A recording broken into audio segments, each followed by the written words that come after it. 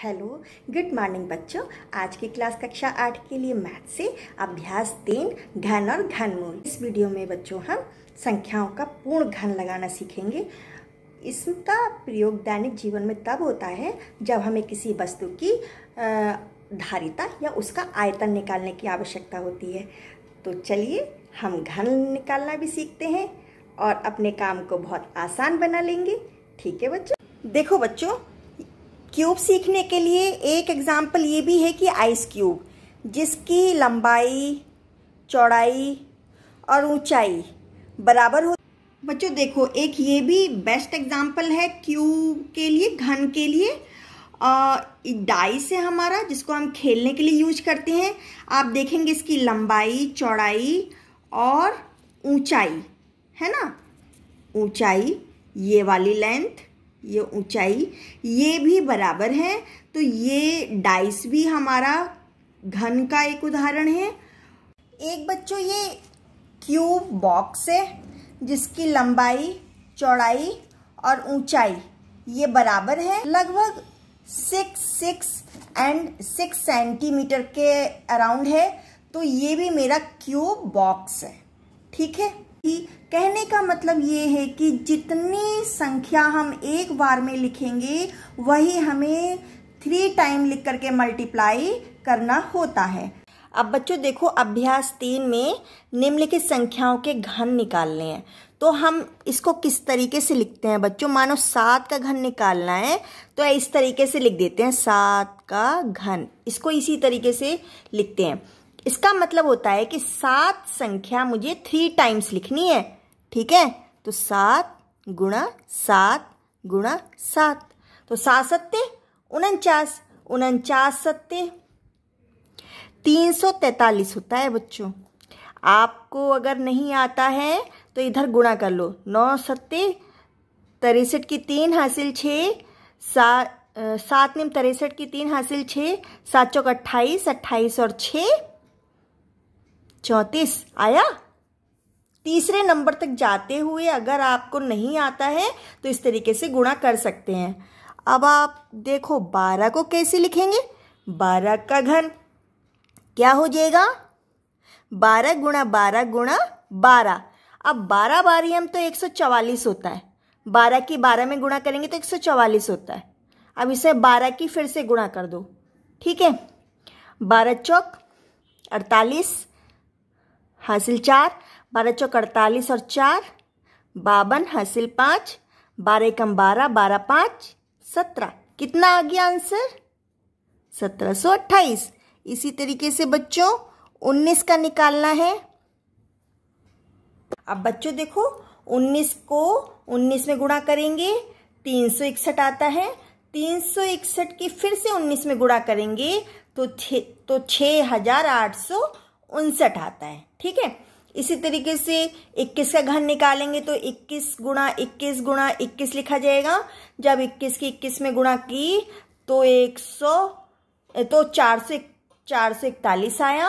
और जब 441 में फिर से 21 की गुणा की तो 9261 आया। ठीक है। आप भी ये अलग से गुणा करके देख सकते हैं, आंसर यही आएगा। अब 100 का घन निकालने के लिए, इसका मतलब है 100 की गुणा 100 में जो आंसर आएगा उसमें भी 100 की गुणा करनी होगी। ये इसका ना बहुत आसान तरीका होता है। जितनी जीरो होती हैं उतनी जीरो लिख लो पहले, फिर 1 गुणा 1 गुणा 1। ये बहुत आसान तरीका है। ठीक है। तो हमारा आंसर यहाँ पे 10 लाख। ठीक है। बच्चों हम ये देखेंगे कि -5/9 का घन क्या होगा। तो इसी तरीके से हम लिख लेते हैं, -5 गुणा -5 गुणा फिर से -5 और बटे 9 गुणा 9 गुणा 9। तो कितना आंसर निकल के आएगा? ये माइनस की माइनस में गुणा हुई पहले, इसको समझो, तो आंसर प्लस में हो गया। फिर से माइनस में गुणा हुई तब आंसर माइनस आया। ठीक है। अब इसकी गुणा कर दो। 5 पंजे 25 और 25 पंजे 125। क्या आ गया हमारा? माइनस का 125। अब इसको देखो, 9 ने 81 और 81 में 9 की गुणा करेंगे तो कितना आ जाएगा। 81 में 9 की गुणा करो, 9 एकम 9, 9 अट्ठे 72, कितना आंसर आ गया 729। तो आप अब इसमें देखो जो हमें आंसर दिए हुए हैं कहाँ पे है, -125/729, ये है हमारा आंसर है फोर्थ आंसर है -125/729। अब बच्चों हम इसमें देखेंगे तीसरा सवाल, निम्नलिखित में से कौन सी संख्याएं पूर्ण घन हैं। तो अब हमें इनका ना घनमूल निकालना होगा, क्योंकि अब हमें घन दिया है, अब मुझे उस घन की एक भुजा का पता लगाना है। तो काम हमको वर्गमूल की तरह ही करना पड़ेगा, लेकिन वर्गमूल में हम 2 के जोड़े बनाते थे, यहाँ पे हम 3 के जोड़े बनाएंगे। आप इसको समझो इस तरीके से, हम पहले ऐसे लगाएंगे भाग, इसमें 2 3 6, 2 दूनी 4, 2 एकम 2, 2 छीन 12,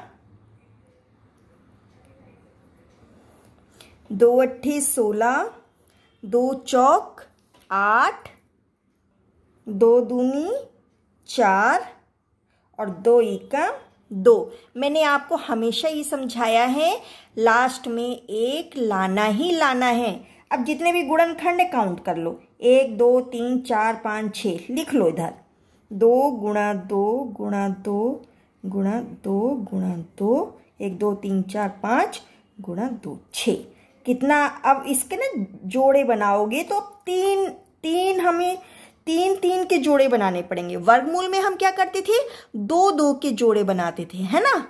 लेकिन अब हम घनमूल में क्या करेंगे, 3 के जोड़े बनाएंगे। ठीक है बच्चों, यहां से 1 उतारेंगे, यहां से भी 1 उतारेंगे, तो कितना हो गया 2 दूनी 4।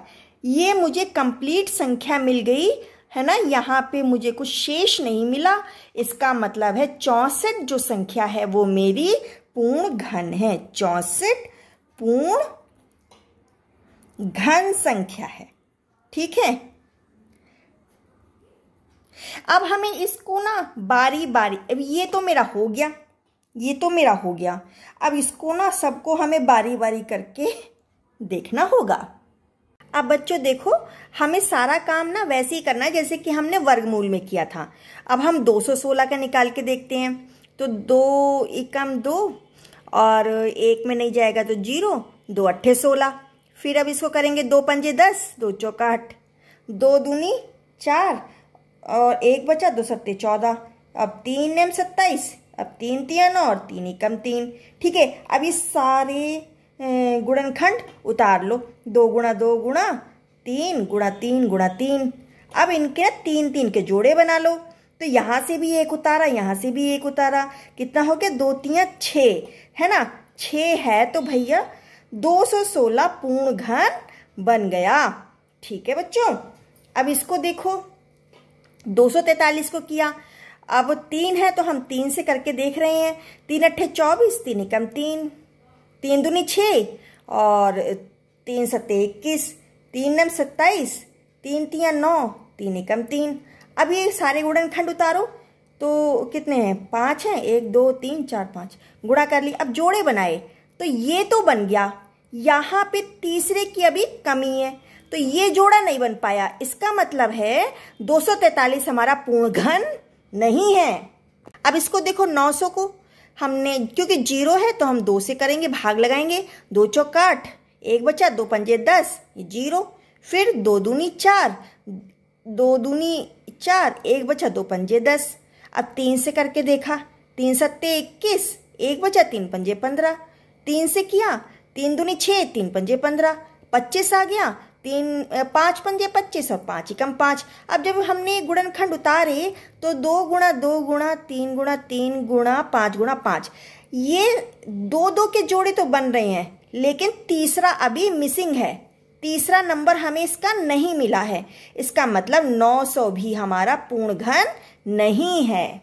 आया ना बच्चों समझ में। अब इसको देखो, अब इसको देखो, 1728 को 8 है तो हमने 2 से करा, पहले भाग लगाया, बच्चों अगर आप मेरी तरह नहीं कर पा रहे हो तो साइड में भाग लगा लगा कर देखते जाओ। 2 अट्ठे 16, 1 बचा, 2 छिंग 12 और 2 चौक 8। फिर करा इसको 2 चौक 8, 2 तियां 6, 2 दूनी 4। फिर से 2 से करेंगे, 2 दूनी 4, 2 एकम 2, 1 बचा, 2 छिंग 12। फिर से 2 से किया, 2 एकम 2, अब 1 से नहीं जा रहा है, 2 अट्ठे 16। फिर से 2 पंजे 10, 2 चौक 8। फिर से 2 दूनी 4, 1 बचा, 2 सत्ते 14, 3 नम 27, ये भी 3 नम 27, सॉरी ये भी 3 तियां 9 और ये भी 3 एकम 3। अब सारे गुणनखंड उतार लो, कितने काउंट करो, 1 2 3 4 5 6 और 1 2 3। तो ये हमने लिख लिए है ना, और इनके जोड़े बनाए 3 3 के। यहाँ पे तो हमें मिल गया, और यहाँ से एक उतारा, एक यहाँ से उतारा और एक यहाँ से उतारा, तीनों की कर दो गुणा, 2 दूनी 4, 3 12, 12 आ गया। इसका मतलब 1728 हमारा पूर्ण घन है।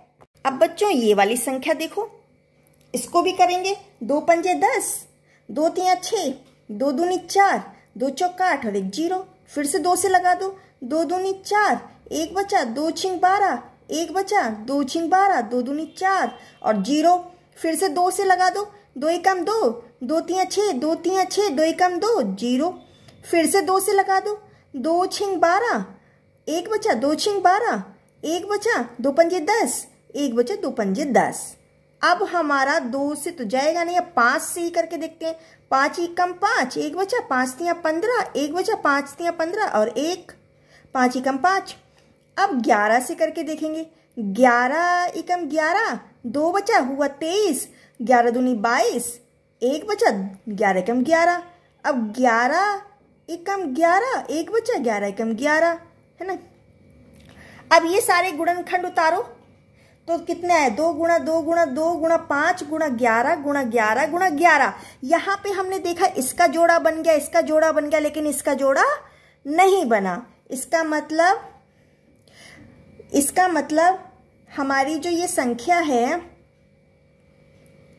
1,06,480, 1,06,480 ये पूर्ण घन नहीं है। ठीक है बच्चों, अब इसको देख लो, इस संख्या को। अब इसे क्योंकि 0 है तो हम 2 से लगाएंगे भाग। 2 एकम 2, 1 बचा, 2 अट्ठे 16, 2 एकम 2, 1 बचा, 2 पंजे 10 और ये 0 ये 0। फिर से 2 से भाग लगा तो 2 नीम 18। अब ये 1 से तो जाएगा नहीं तो इसलिए 0, 2 सत्ते 14। अब 1 बचा, 2 पंजे 10, ये 0।